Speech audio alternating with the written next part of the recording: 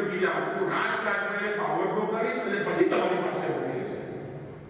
Okay, એટલે કેસરીજીએ હનુમાનજીને હવે ઇન્દ્ર મૂક્યા છે કિષ્કિંધા. હવે રહ્યા છે ભગવાન હનુમાનજી કિષ્કિંધાની અંદર, વાલીના રાજની અંદર અંગદ સાથે મિત્રતા થઈ છે. એવામાં એક કથા આવે છે, મૈલાનો એનો દીકરો માયાવી. આ મૈલાનોની દીકરી મંદોદરી એ રાવણની પત્ની અને માયાવી એ રાવણનો સાળો. રાવણનો કોણ થાય? ભગવાનોને પણ સાળા છે ને, સાળાથી મળ્યા. આપ ખાસ કરીને કૃષ્ણ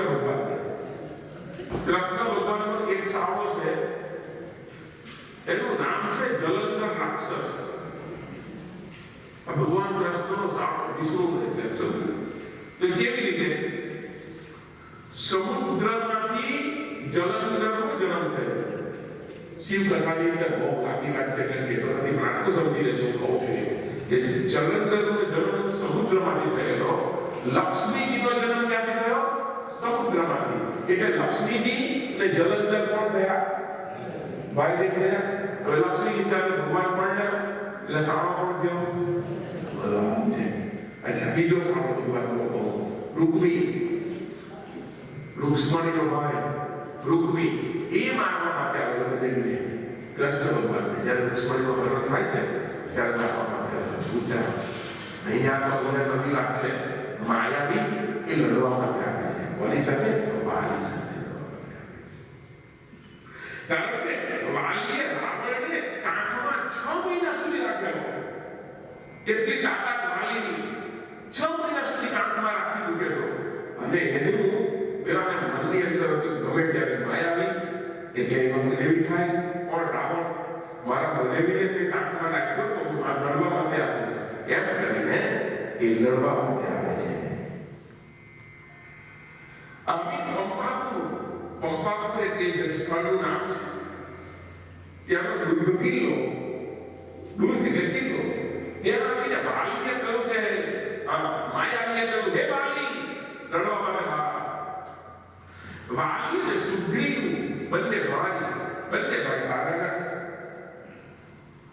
વાલીનું મિત્રાજીનું રૂપ જોયું ને એટલે માયાવી જોતા અને માયાવી ભાગ્યો. જેવો દોડતો જાય છે એની પાછળ વાલી અને સુગ્રીવ બંને ગયા. આ માયાવી એક ગુફામાં ગયો છે. કથા બહુ પ્રસિદ્ધ છે, પણ મારે કેવી પડે એટલે અનુમાન થતા. માયાવી એક ગુફામાં ગયો, વાલી અંદર ગયો. સુગ્રીવને એમ કહેવામાં આવ્યું કે તારે 15 દિવસ સુધી મારી રાહ જોવાની, અહીંયા જ રહેજે, પછી 15 દિવસમાં મારીને આવીશ. માયાવીને વાલી અને માયાવીનું યુદ્ધ થયું. અંદર જોર જોરથી અવાજ આવવા લાગ્યા, પણ થોડા દિવસ થયા કે અવાજ આવવાનો બંધ થયો અને બહાર લોહીની ધારા વહી. એટલે સુગ્રીવ સમજી ગયો કે માયાવીએ વાલીને મારી નાખ્યો. પણ એવું હતું, ઊંધું હતું. વાલીએ માયાવીને માર્યો, પણ સુગ્રીવ ગભરાયો. એટલે જે શિલા હતી, ગુફા હતી, એની બહાર એક શિલા પડી હતી પથ્થરની. એ શિલામાં બંધ કરી અને સુગ્રીવ આવી ગયો. સુગ્રીવે બધાને વાત કરી કે વાલી રહ્યો નથી. હવે વાલીનું રાજ્ય હતું એટલે વાલી પછી કોને બનાવ્યો રાજા? સુગ્રીવને બનાવવામાં આવ્યો છે. અને થોડોક સમય થયો એટલે વાલી પેલા ગુફામાંથી જેમ તેમ કરીને બહાર આવ્યો અને બહાર આવી અને એને જરૂર છે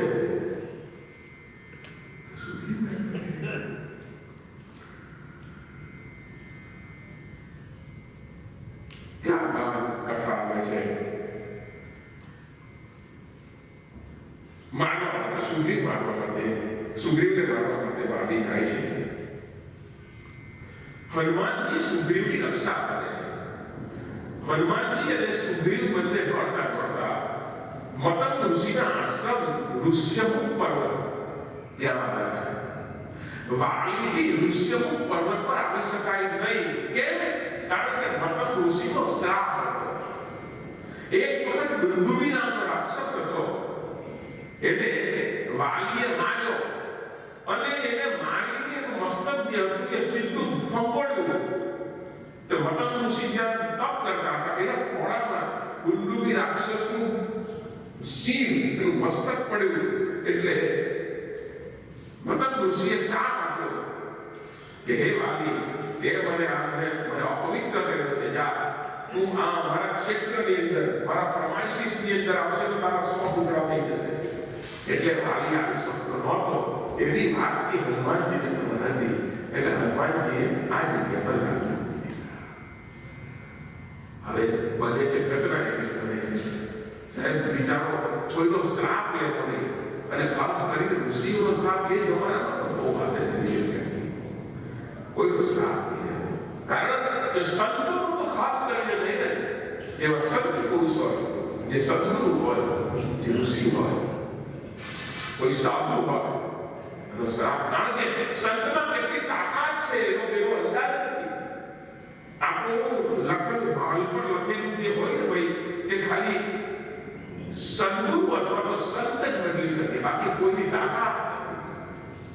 સંતોની તાકાત છે.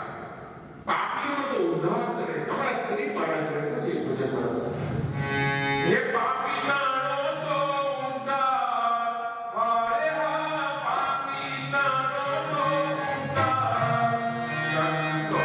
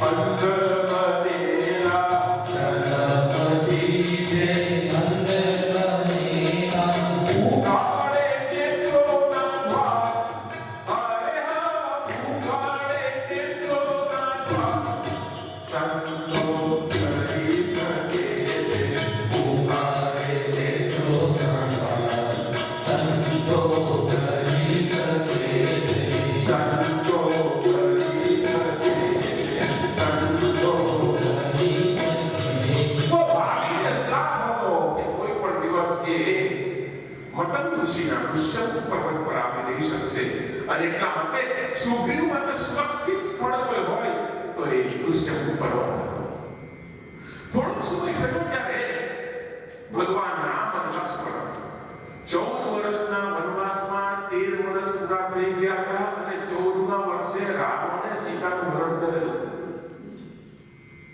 14મા વર્ષે અને સીતાને શોધતા ઋષ્યમુખ પર્વતની પાસેથી 2 જણા પસાર થતા હતા. કોણ? રામ અને લક્ષ્મણ. એવામાં સુગ્રીવને ખબર પડી કે કોઈ 2 આવે છે, કોઈ રાજકુમાર. એને એમ થયું કે વાલીએ કદાચ મોકલ્યા હોય તો મને ખબર, હું અહીંયા છું એમ કરીને વાલીએ મોકલ્યા હોય કોઈને, અને એટલા માટે થઈને સુગ્રીવે કહ્યું છે કે મારે જાણવું છે એ કોણ છે. હનુમાનજીને કહ્યું છે, હે હનુમાનજી, આપ જઈ અને તપાસ કરો કોણ, પણ આપ પોતાના સ્વરૂપમાં નહીં જતા. એટલે હનુમાનજી વિપ્રના રૂપમાં, બ્રાહ્મણના રૂપમાં ગયા. હવે મને સમજાય, 2 એવા છે, એક બ્રાહ્મણ અને બીજી ગાય. જ્યારે કોઈ પણ આવી ઘટના ઘટે છે ત્યારે આ 2 પ્રધાન આગળ આવે છે, બ્રાહ્મણ અને ગાય.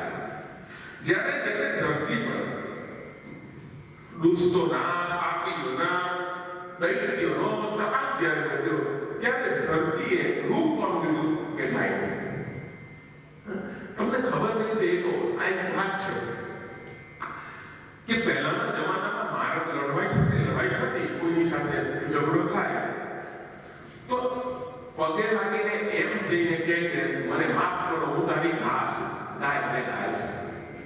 તો ગાય એ વિનમ્રતાનું પ્રતીક છે, નમ્રતાનું પ્રતીક છે. અને એટલા માટે ગાય, આપણા બાજુ ગાય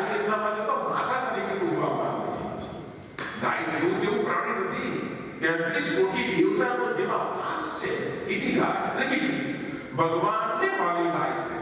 ભગવાન શ્રી કૃષ્ણને સૌથી વધારે મળવાનું ગાય, ગોરસ યાને માખણ, ગોપી, ગોવર્ધન, આ બધા ગો, આ બધું ભગવાનને ભાવ છે.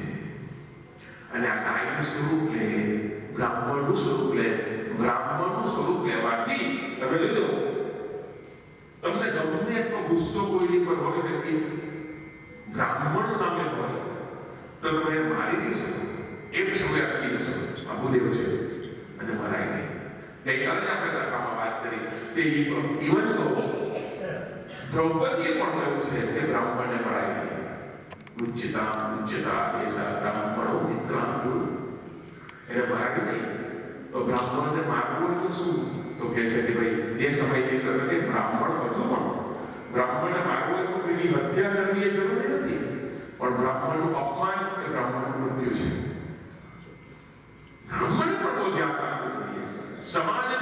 સમાજને જાગૃત કરવાનું કામ બ્રાહ્મણનું. બ્રાહ્મણની ડ્યુટી છે સૌથી વધારે 4 મંડળની અંદર બ્રાહ્મણ, વૈશ્ય, શૂદ્ર, ક્ષત્રિય, આ 4 વર્ણની અંદર બ્રાહ્મણનું કામ અતિ મહત્વનું અને અતિ રિસ્પોન્સિબિલિટીનું છે. કારણ કે બ્રાહ્મણને સમાજને જાગૃત કરવાનું છે. બ્રાહ્મણ જેવો નહીં હોવો જોઈએ. કારણ કે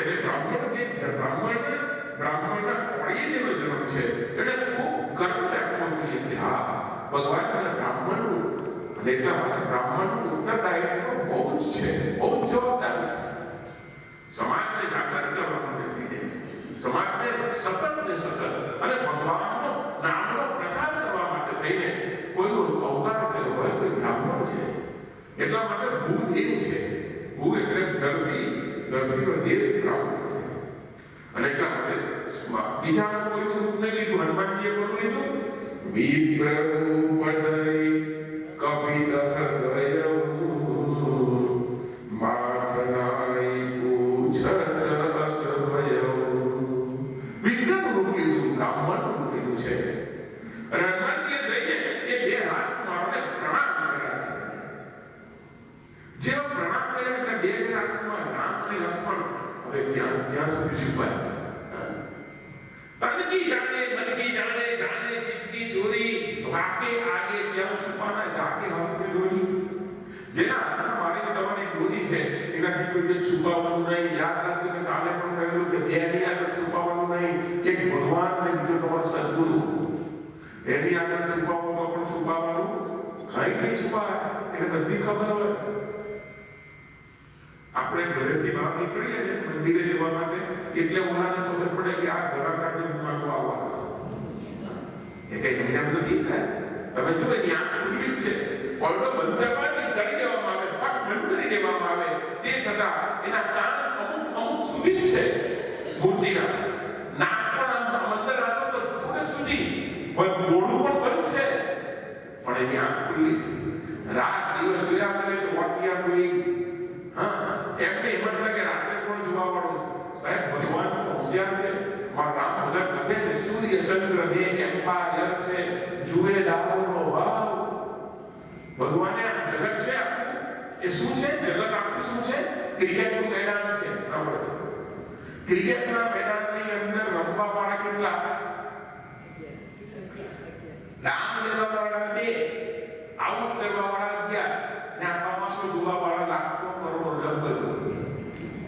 આ જગત છે, ક્રિકેટનું મેદાન છે.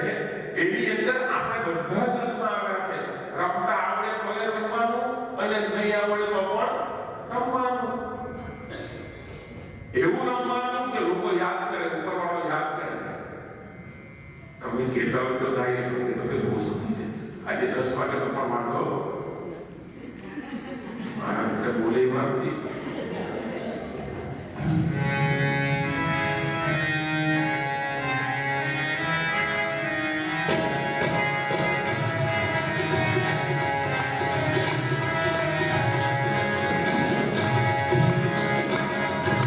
ક્રિકેટ રમવા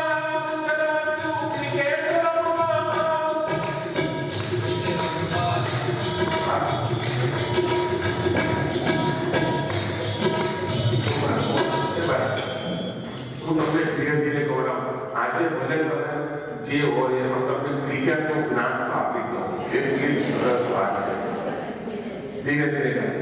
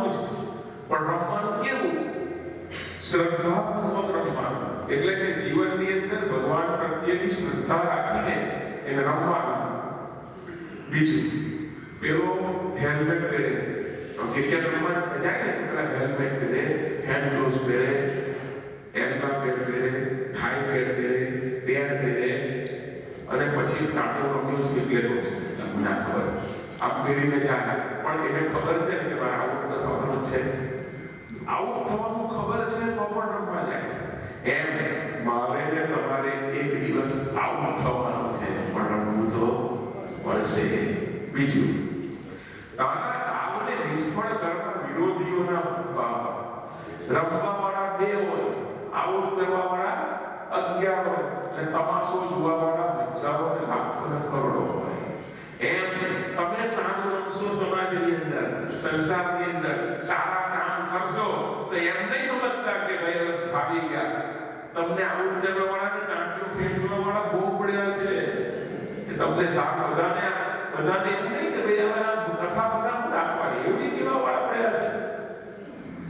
સારું કામ કરશો તો તૈયારી રાખજો. એકલો ફૂલનો હાથ નહીં આપશે, જોડાનો હાથ પણ એક સમય આપશે, એની પણ તૈયારી રાખજો. કારણ કે આઉટ કરવા વાળા ક્યાં છે? બહુ છે લોકો આઉટ કરવા વાળા. તમે સારું રમશો તો આગળ કહે છે ભલે મોર સંકટ નો આવે સત્યનું જીવનમાં સંકટ આવે છે. મને બતાવો ઉપાધિ વગરની વ્યક્તિ જે બેઠી હોય એક પણ બતાવો. બધાને નાનાને નાનું દુઃખ, એ મોટાને મોટું દુઃખ તો છે. તો સંકટ પડે ત્યારે શું કરવું જોઈએ? તો કે સત્યને વળગી રહેજો. રામ ભગત કહે છે એટલે સત્યથી વિમુખ નહીં થતા, સત્યથી ચ્યુત નહીં થતા, સત્યને પકડી રાખજો અને શ્રદ્ધાપૂર્વક રમતો રહીને એટલે વિશ્વનું ગ્રાઉન્ડ બજાવો. આગળ કહે છે છેલ્લી ઘડી સુધી હિંમતથી રાખવું મજબૂત ભાવ. એટલે જિંદગીની છેલ્લી સમય, જિંદગીને છેલ્લા સમય ધી લાસ્ટ બ્રીથ બરાબર રહેજો અડીખમ. અને ક્રિકેટની અંદર એવું કે છેલ્લે સુધી જે રમે એનો લોકો આમ ભાવને. એકવાર એવું થયું, એક ખેલાડી હતો, એને 100 રન માર્યા અને બધા આઉટ થઈ ગયા, પણ એ આઉટ નહીં થયો. 100 રન મારીને પછી આ 100 રન મારી દેવો આઉટ થયો, એના દેશને બચાવ્યો અને આઉટ થયો. તો પેવેલિયનમાં બધા જે બેઠા બધા ઉપર સ્ટેન્ડિંગ ઓવેશન તાળી પાડીને એનો બધા તાળી પાડતા હતા. એની પત્ની પણ આવેલી પેલા, એ તો બેસી જ રહ્યા.